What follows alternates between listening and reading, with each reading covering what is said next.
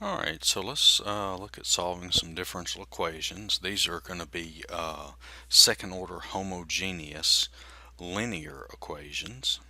Okay, so you can see here we have our differential equation y double prime plus ay prime plus by equals 0. Okay, and the solution of this differential equation here it's going to fall into one of these three cases below. Okay, and that is going to depend on the solutions of the characteristic equation m squared plus am plus b equals 0. Okay, this will be our characteristic equation or your auxiliary equation. Okay, so let's take a look at this. We have distinct real roots. So when we solve this characteristic equation, we may get two distinct roots, two different solutions. Okay. Then the general solution is y equals c1 e to the m1x plus c2 times e to the m2x. Okay, that's when you solve this and you get two different solutions. And I'm gonna in this video I'm gonna do an example of all three cases. And then here we get equal roots. So if we solve this characteristic equation here, no, I'm sorry, this characteristic equation here, and we get the same roots, we get repeating roots. Okay, they're equal roots. Then the general solution would be cy equals c1 e to the m1x plus c2 times x e to the m1x.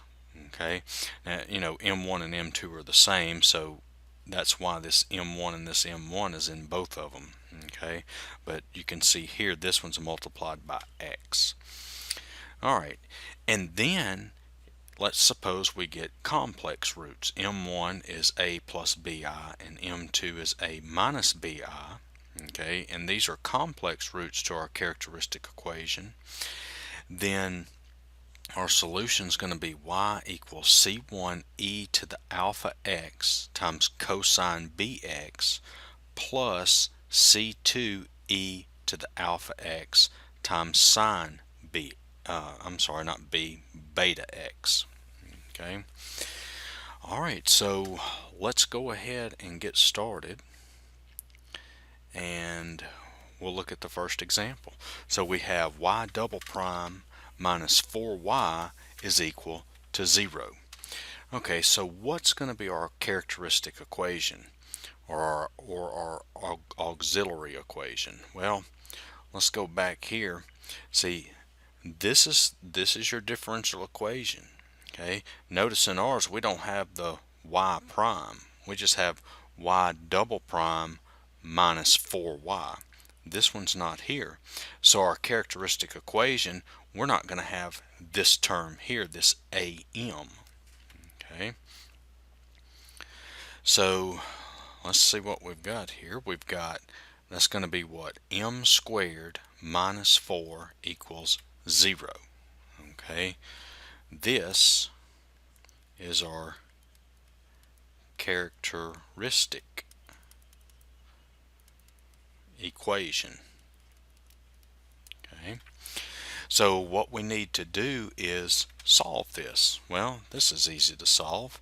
We just get m squared equals 4, so m is equal to plus or minus 2.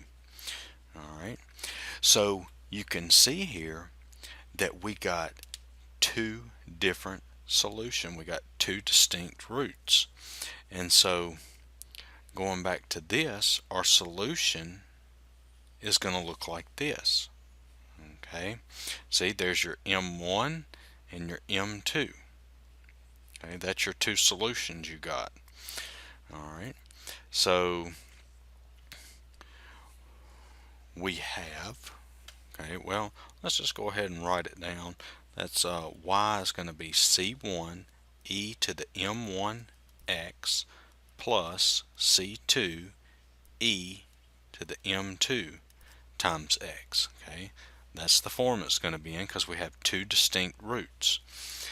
So our solution here is going to be y equals c1 e, and then m1 that's going to be 2 to the x plus c2 e raised to the, and then the other solution is negative 2x, and this would be your solution.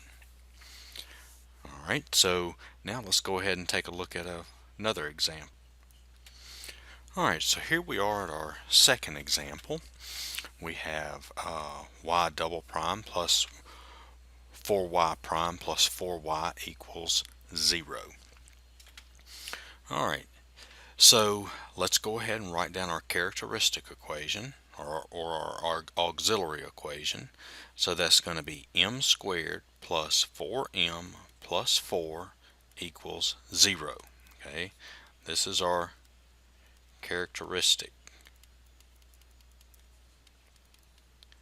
equation.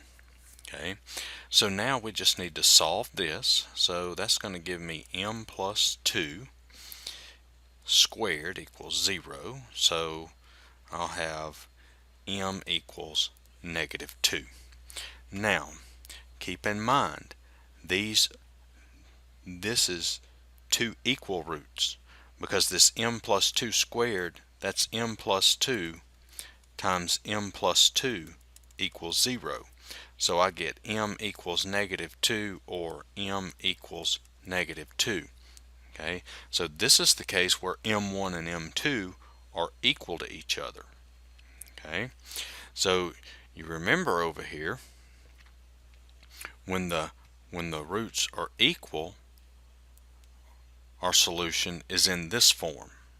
Okay, so let's just go ahead and write that down. That will be y equals c1 e to the m1x plus c2x e to the m1x. Okay, alright, so our solution here, and keep in mind m1, this m1 and this m1, that's our negative 2. So we get y is equal to c1 e to the negative 2x plus c2 times x e to the negative 2x. And there's your solution. Alright, so now let's do one more, and this will be, you've probably guessed by now, this will be the one where we have complex solutions. Alright, so we have y double prime plus 6y prime plus 12y equals 0. So we write down our characteristic or auxiliary equation. So that's m squared plus 6m plus 12 equals 0. Okay, this is our characteristic equation. Alright, so solving this, well, this doesn't factor, so we'll throw it in the quadratic formula. So m is negative 6 plus or minus the square root of 6 squared minus 4 times 1 times 12 over 2 times 1. And so m is negative 3 plus or minus I square root of 3 over nothing. Okay, that's after we simplify everything. This will be your final answer. I'm not going to go through doing all that. You should be able to do that by now. Okay, alright, so let's go ahead, and I have two complex roots. Okay, I have two complex roots, m1a plus alpha plus beta I and alpha minus beta I. So my solution is going to look like this. So let's just go ahead and write down the general form for it. It's going to be y equals c1 e to the alpha x times cosine beta x plus c2 e to the alpha x times sine beta x.